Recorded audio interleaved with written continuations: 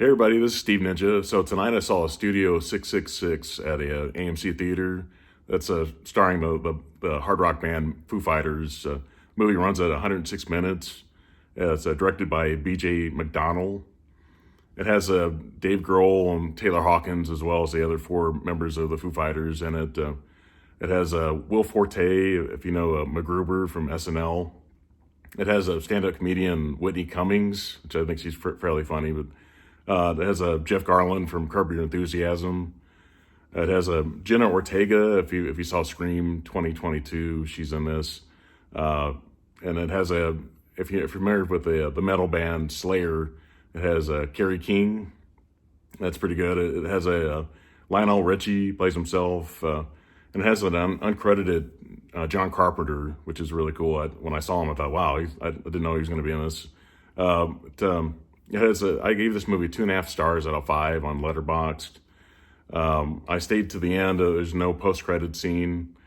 I thought this movie could have used a little bit of editing. I thought it was slightly too long.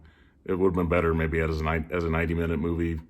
I thought the story wasn't that great. I thought the acting from the band was not bad. Which I'm a huge Foo Fighters fan, so you know, this is something I would say, or I would recommend this movie to anybody that likes the Foo Fighters, or maybe if you just like horror movies. You know, it has a lot of great gore in it.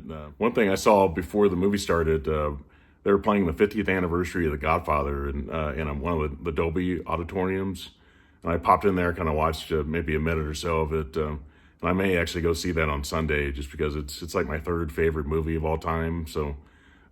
Last year I actually got to see Godfather 3 in the theater, which I never had before.